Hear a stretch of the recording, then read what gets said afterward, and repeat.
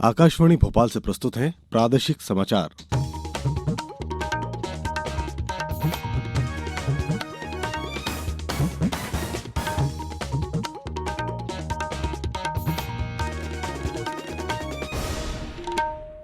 नमस्कार। समाचारों के साथ मैं शरद बाघेला। पहले एक अपील। देश कोविड टीकाकरण अभियान के अंतर्गत 150 करोड़ टीके लगाने की दिशा में निरंतर आगे बढ़ रहा है। कोरोना वायरस का नया वेरिएंट मिलने से चिंताएं बढ़ी हैं। इसे देखते हुए श्रोताओं से हमारी अपील है कि यथाशीघ्र दोनों टीके लगवाएं और अन्य लोगों को भी टीके लगवाने के लिए प्रेरित करें। कृपया 3 सरल उपायों का पालन करें। मास्क लगाएं, 2 गज की सुरक्षित दूरी बनाए रखें, हाथ और चेहरा साफ रखें। कोविड से संबंधित किसी भी जानकारी और मार्गदर्शन के लिए राष्ट्रीय हेल्पलाइन नंबर 011-23978076 और 1075 पर संपर्क करें। सबसे पहले मुख्य समाचार। स्वतंत्रता आंदोलन के महानायक टंटिया मामा के बलिदान दिवस पर मुख्यमंत्री और राज्यपाल इंदौर जिले में कई कार्यक्रमों में भाग लेंगे। मुख्यमंत्री शिवराज सिंह चौहान ने कहा कि कोरोना संक्रमण के नए वेरिएंट ओमिक्रॉन का मुकाबला जन भागीदारी से करेंगे। दुबई एक्सपो में मध्यप्रदेश सप्ताह के अंतर्गत निवेश संभावनाओं पर कई बैठकों का आयोजन होगा और प्रदेश के कई हिस्सों में बारिश से मौसम हुआ सर्द। खरगोन में सबसे कम 8 डिग्री सेल्सियस तापमान दर्ज किया गया। अब समाचार विस्तार से। राज्यपाल मंगूभाई पटेल और मुख्यमंत्री शिवराज सिंह चौहान आज जनजातीय गौरव स्वतंत्रता आंदोलन के महानायक टंटिया मामा के बलिदान दिवस पर उनकी कर्मस्थली पाताल पानी में टंटिया मामा की प्रतिमा का अनावरण कर श्रद्धांजलि अर्पित करेंगे। टंटिया मामा की नवीन प्रतिमा स्थापना के लिए ग्वालियर से आ चुकी है। लगभग 10 फुट ऊंची इस प्रतिमा का अनावरण किया जाएगा। राज्यपाल श्री पटेल और मुख्यमंत्री श्री चौहान पाताल पानी रेलवे स्टेशन में बने कालका माता मंदिर में पूजन और पौधरोपण भी करेंगे। इसके बाद नेहरू स्टेडियम इंदौर में टंटिया मामा की पुण्यतिथि समारोह में शामिल होंगे। राज्यपाल श्री पटेल और मुख्यमंत्री श्री चौहान इंदौर के नेहरू स्टेडियम में लगाई गई जननायक टंटिया मामा के जीवन काल पर आधारित प्रदर्शनी का अवलोकन करेंगे। मुख्यमंत्री टंटिया मामा गौरव कलश रथ और टंटा मामा के वंशजों का स्वागत करेंगे। निमाड़ और मालवा अंचल में उनके योगदान की गाथाएं घर घर में सुनी और सुनाई जाती है।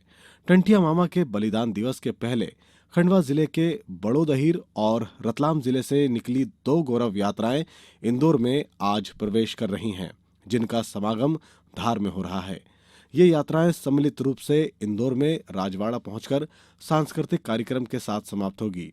आज सुबह लगभग 9 बजे ये यात्रा नेहरू स्टेडियम से शुरू होकर भंवरकुआं चौराहा इंदौर पहुंचेगी। इस दौरान चौराहे का नामकरण टंटिया भील चौराहा के नाम पर किया जाएगा। कार्यक्रम में नामांकन के शिलालेख का अनावरण भी होगा और यहीं से लगभग 5000 की संख्या में मोटरसाइकिल रैली भी निकलेगी। दुबई एक्सपो में मध्य प्रदेश का मंडप प्रदेश के फोकस क्षेत्रों और सांस्कृतिक विरासत में अपनी व्यावसायिक क्षमता का प्रदर्शन करने के लिए पूरी तरह तैयार है। एक्सपो में मध्य प्रदेश सप्ताह में राज्य के लिए व्यावसायिक संभावनाओं पर चर्चा करने और कपड़ा निर्माण, वस्त्र, ऑटोमोबाइल, ईवी, खाद्य प्रसंस्करण, फार्मास्यूटिकल, आईटी सहित प्रमुख क्षेत्रों में निवेश के अवसरों पर चर्चा करने के लिए विभिन्न बैठकें होंगी। एक्सपो में प्रदेश की भागीदारी पर मुख्यमंत्री शिवराज सिंह चौहान ने कल एक ट्वीट में कहा, संसाधनों की प्रचुरता, कुशल प्रतिभा और शांतिपूर्ण वातावरण हमारे मध्य प्रदेश को प्रसंस्करण, इंजीनियरिंग और विनिर्माण उद्योगों में और निवेशकों के लिए एक पसंदीदा स्थान बनाता है।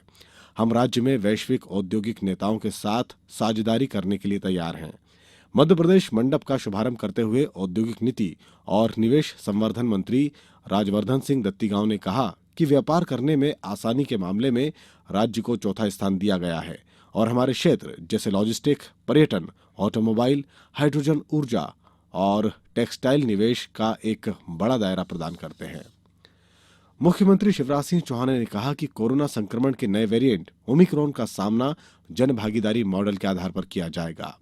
उन्होंने कल दिल्ली में एक कार्यक्रम में कहा कि हम संकट के मुहाने पर खड़े हैं। प्रदेश में ऑक्सीजन प्लांट, वेंटिलेटर की उपलब्धता और अन्य सभी आपातकालीन आवश्यकताएं और व्यवस्थाएं उपलब्ध हैं। हमारा प्रयास होगा कि इन सबकी आवश्यकता न पड़े। वर्तमान में मास्क, सोशल डिस्टेंसिंग और अन्य सावधानियों का कड़ाई से पालन करने के लिए वातावरण निर्माण की प्रक्रिया को गति दी जा रही है। संभावित संकट का मुकाबला मिलजुल कर किया जाएगा। श्री चौहान ने कहा कि प्रदेश में प्रधानमंत्री नरेंद्र मोदी की सभी योजनाओं का बेहतर क्रियान्वयन सुनिश्चित किया जा रहा है। प्रदेशवासियों की जिंदगी बदलना हमारी सरकार का संकल्प है। प्रदेश में एक साल में 1,50,000 करोड़ की राशि किसानों के खातों में डाली गई है। संबल योजना फिर से आरंभ की गई है। प्रदेश में जारी लाडली लक्ष्मी योजना सहित महिला सशक्तिकरण के लिए क्रियान्वित योजनाओं का परिणाम ही है कि लिंगानुपात 1,000 पर 912 से बढ़कर 956 हुआ है। जननायक टंटिया मामा की पुण्यतिथि पर आयोजित कार्यक्रम में मुख्यमंत्री शिवराज सिंह चौहान और राज्यपाल मंगूभाई पटेल के उद्बोधनों का सीधा प्रसारण आकाशवाणी भोपाल द्वारा 2:20 से किया जाएगा। इसे मध्य प्रदेश स्थित सभी केंद्र अनिवार्य रूप से रिले करेंगे। इसलिए दोपहर के प्रादेशिक समाचार 2:20 के स्थान पर 2:15 पर प्रसारित होंगे। अब समाचारों में वक्त है एक ब्रेक का। कोविड-19 से बचाव और सुरक्षित रहने के 3 उपाय। मास्क लगाएं, 2 गज दूरी है जरूरी, सुरक्षित दूरी रखें, हाथ और मुंह साफ रखें। ब्रेक के बाद समाचारों में एक बार फिर आपका स्वागत है। बात करते हैं प्रदेश के मौसम की। प्रदेश में ठंडक बढ़ गई है। राज्य में इंदौर, उज्जैन, सागर, ग्वालियर और चंबल के संभागों के जिलों में बारिश हुई है। खरगोन, इंदौर, महू सहित कई जगह 1 सेंटीमीटर तक वर्षा दर्ज की गई है। मौसम विभाग ने आज भी कई जिलों में वर्षा का अनुमान जताया है। सबसे कम तापमान 8 डिग्री सेल्सियस खरगोन में दर्ज किया गया। राजधानी भोपाल में न्यूनतम तापमान 14.2 डिग्री सेल्सियस रहा। देश में कोविड रोधी टीकाकरण की संख्या 1,26,44,00,000 को पार कर गई है। स्वास्थ्य मंत्रालय ने कहा कि अब तक 1,26,44,92,000 से अधिक टीके लगाए जा चुके हैं। कल 66,58,000 से अधिक डोज दी गई।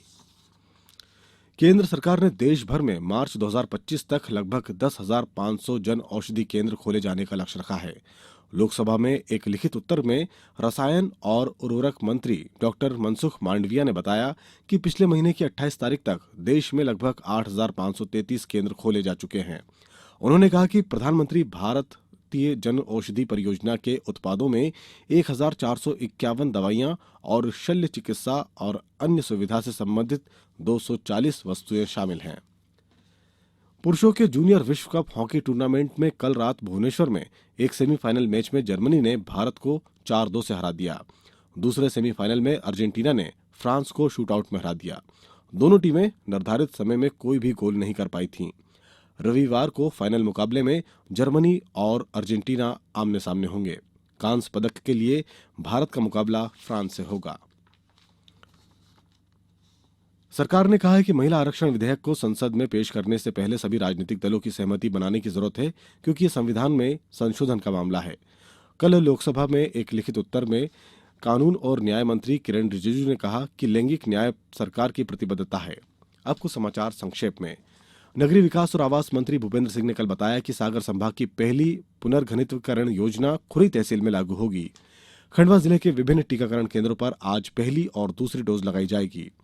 विश्व दिव्यांग दिवस के अवसर पर आगरमालवा में कल आयोजित कार्यक्रम में दिव्यांग बंधुओं ने मताधिकार का उपयोग करने की शपथ ली। गुना में आज प्रधानमंत्री आवास योजना के तहत हितग्राहियों को मजबूत और स्वच्छ हवादार मकान बनाने का प्रशिक्षण दिया जाएगा। अंत में मुख्य समाचार एक बार फिर। स्वतंत्रता आंदोलन के महानायक टंटिया मामा के बलिदान दिवस पर मुख्यमंत्री और राज्यपाल इंदौर जिले में कई कार्यक्रमों में भाग लेंगे। मुख्यमंत्री शिवराज सिंह चौहान ने कहा कि कोरोना संक्रमण के नए वेरिएंट ओमिक्रॉन का मुकाबला जन भागीदारी से करेंगे। दुबई एक्सपो में मध्यप्रदेश सप्ताह के अंतर्गत निवेश संभावनाओं पर कई बैठकों का आयोजन होगा। और प्रदेश के कई हिस्सों में बारिश से मौसम हुआ सर्द। खरगोन में सबसे कम 8 डिग्री सेल्सियस तापमान दर्ज किया गया। इस बुलेटिन के अंत में एक अपील, मास्क और 2 गज की दूरी, हाथ धोना भी है जरूरी। नमस्कार।